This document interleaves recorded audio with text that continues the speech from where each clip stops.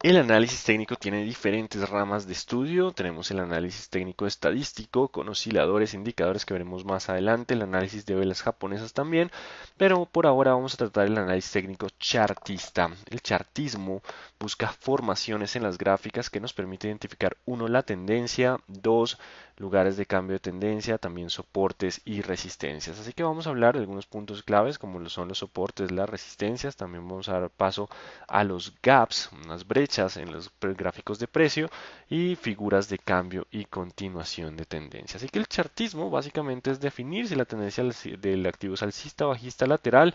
También con él identificaremos soportes y resistencias. Acá tengo que hacer una pausa y decirles que cuando estamos en posiciones largas hay que comprar soportes y vender resistencias.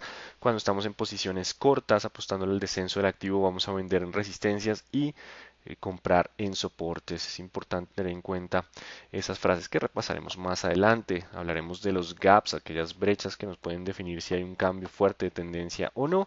Y nos vamos a formaciones, las famosas formaciones del análisis técnico chartista, que hay formaciones de continuación de tendencia, figuras en las gráficas que nos dicen, bueno, la tendencia va a seguir siendo alcista, o figuras en las gráficas que nos van a decir que la tendencia va a cambiar, las formaciones de cambio de tendencia. Así que cuando hablamos de soportes, vamos a buscar niveles de precios, o sea, precios donde se espera que la fuerza compradora supere a la vendedora.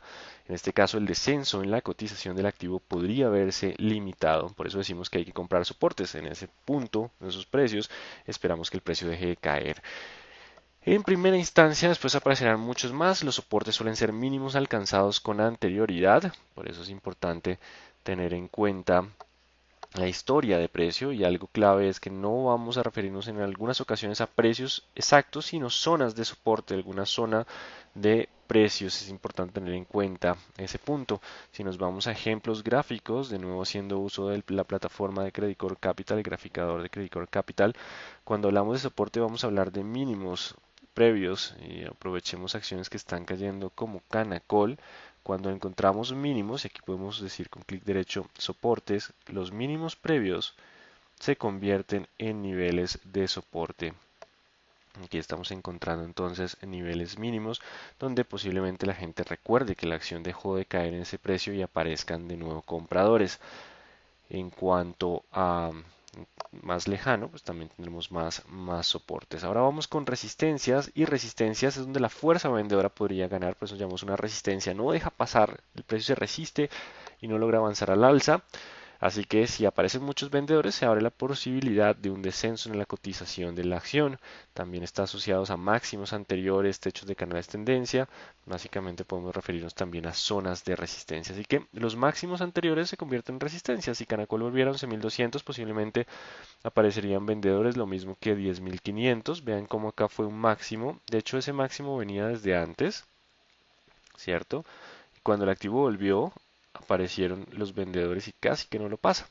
Así que es importante tener en cuenta esos niveles de precio. Los niveles previos teníamos soportes. Vean cómo un día frenó la caída en ese punto, pero después buscó y rompió el soporte.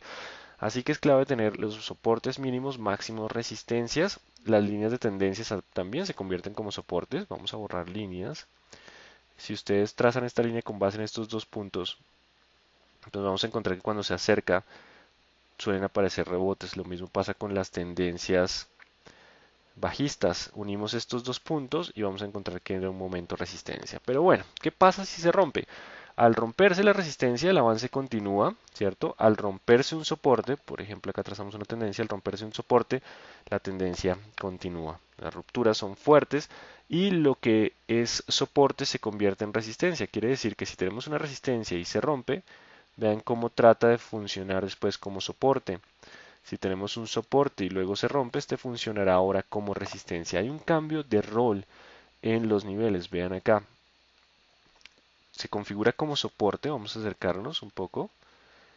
Estos son mínimos, soporte, se rompe, ahora se convierte en resistencia. Hay un cambio de roles en cuando hay ruptura. Así que importante tener en cuenta. También son soportes y resistencias, los mínimos, máximos, zonas de congestión pasada. Entonces, importante, las zonas de congestión pasada hacen referencia a niveles donde el precio duró mucho tiempo negociando. Por ejemplo, esto es toda una congestión. Hubo mucha gente que compró en estas zonas de precio Por lo tanto, si el activo cayera mucho, la próxima vez que vuelva a estos precios, posiblemente encuentre resistencia. Así que zonas de congestión hacen referencia a precios que históricamente duraron mucho tiempo negociando, que el activo duró mucho tiempo negociando.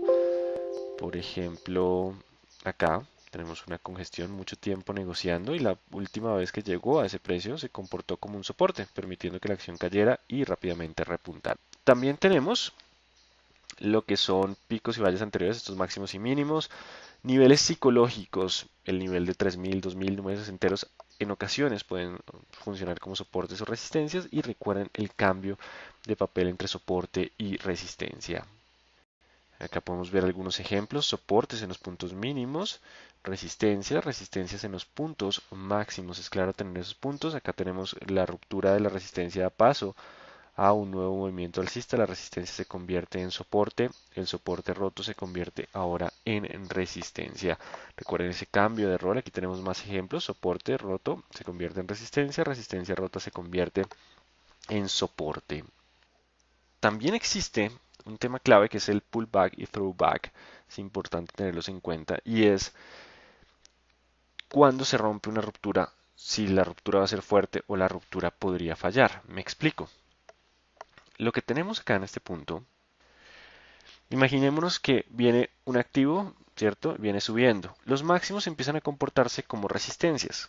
En este momento el activo no logra romper la resistencia y en el segundo intento la rompió. Imaginemos que rompe la resistencia, ya hablaremos cuándo se considera roto, de algunos movimientos extra, pero tenemos una ruptura de la resistencia en este punto. A partir de eso, ¿qué puede pasar? El cambio de rol. Lo que es resistencia ahora se convierte en soporte y la tendencia continúa, ¿cierto? Seguimos en tendencia alcista, volvemos a tener un soporte, de hecho acá se rompió otro soporte, imaginemos otra resistencia, perdón, resistencia, imaginemos que se volvió soporte y puede pasar lo siguiente, que haya una falsa ruptura. En este momento significa que debería continuar al alza, pero lo que sucede es que rompe y me cambia la tendencia. Ahora lo que era soporte se convierte de nuevo en resistencia. Entonces teníamos resistencia, cambió a soporte, volvió a resistencia y pasa una tendencia bajista. Hay falsas rupturas, hay momentos en que se devuelve y no tiene esa continuación. Así que es importante tenerlo en cuenta. También sucede cuando vamos en descenso, es ahora soporte. Si se rompe, esperaríamos que se volviera resistencia y continuara la caída. De hecho, a veces puede ser que simplemente siga bajando. Si esto que ahora es resistencia se rompe, lo llamamos una falsa ruptura. Así que básicamente podemos tener falsas rupturas de soporte y resistencia.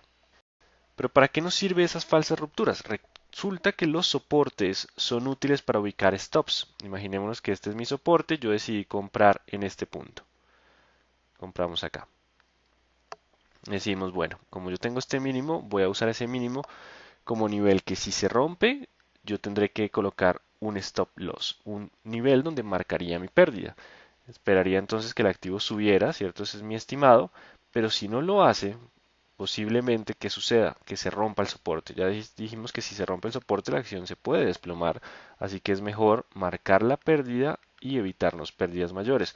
De pronto nos podremos asustar por el pullback, pero deberíamos continuar. Así que los soportes son útiles también para colocar stop loss. Colocamos el límite donde buscaremos la ruptura de pérdida, limitar la pérdida, perdón, cuando se rompa un soporte.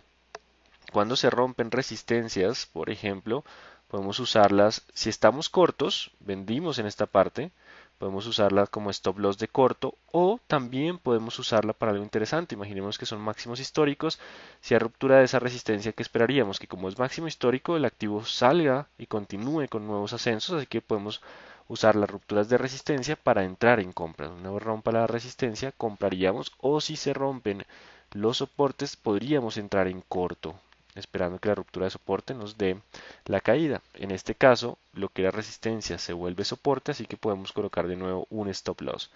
Si fallamos en esa compra, marcaríamos la pérdida y nos evitaríamos pérdidas significativas.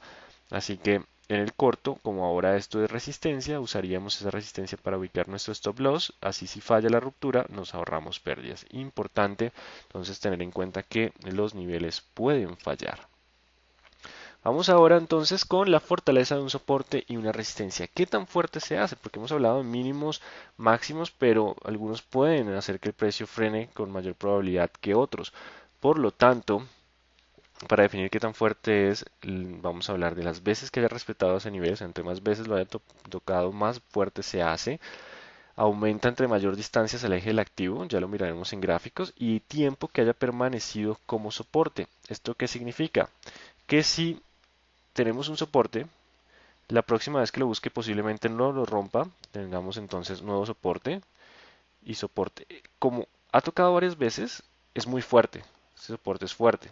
Uno implica que vamos a aguantar en ese soporte, pero si se rompe, porque puede llegar a darse el caso de que se rompa el soporte, su ruptura también será fuerte. Entonces, entre más fuerte un soporte o una resistencia, más fuerte también sería su ruptura. Cuando hablamos de qué tan rápido se aleje, nos referimos a lo siguiente. Imaginémonos que aquí llegó y si se alejó rápido, esto significa que es un buen soporte. Pero si lo que sucedió es que ahora como que se queda, estaría aumentando la probabilidad de ruptura. Sí, hemos dicho que toma más fuerza, pero el hecho que no esté rebotando rápidamente aumentaría la probabilidad de ruptura. Eso aumenta la probabilidad de ruptura. Y por último, entre más tiempo lleve. Si estamos hablando de que este fue el mínimo de hace 5 años, cuando la acción esté llegando a ese mínimo de 5 años, posiblemente mucha gente recuerde ese precio y por lo menos detenga un poco la caída. Si los fundamentales mejoran, pues tendremos tendencia alcista, si no, volveríamos a los descensos. Pero entre más tiempo dure como soporte, más fuerte será. Entonces, más veces, más tiempo y entre más rápido rebote, más fuerte se hace. Ahora consideremos cuándo se rompen. Cuando hablamos de una ruptura de soporte o resistencia, pues lo importante es que el precio supere un 2.5 o 3% la resistencia o caiga 2.5 o 3% por debajo del soporte, que el cierre del día se ubique, o sea, no vale que lo rompa durante el día pero se devuelva. La idea es cerrar por encima de la resistencia, cerrar por debajo de la resistencia. Y los rompimientos suelen estar asociados a días de alto volumen. Importante que se rompan los niveles. Así que básicamente lo que tenemos es, si esta es nuestra resistencia y esta es la negociación, en el día la pasó, pero el cierre del día fue acá, no se considera aún roto la resistencia. Si por el contrario logra cerrar por encima, ya tendríamos una mayor probabilidad de ruptura. Ahora, si esa cierre está 2.5 o 3% por encima de la resistencia, aumentaría la probabilidad. Y si ese día hubo mucho volumen de negociación, estaríamos hablando que es muy probable que se rompa, esto se convierta en soporte y sigamos con una tendencia alcista. Aplica lo mismo para resistencias. Hay que cerrar el día, cierra el día por debajo con una caída del 3%. Tomamos que al siguiente día ya cumple el 3% y operaciones de alto volumen. Al darse esa condición ya podríamos tener una mayor probabilidad de ruptura del soporte y la resistencia. Con esto damos por terminado lo que son soportes y resistencias. Continuaremos en el siguiente video lo que serán los gaps, hacen parte del análisis técnico chartista. Ya nos vemos luego.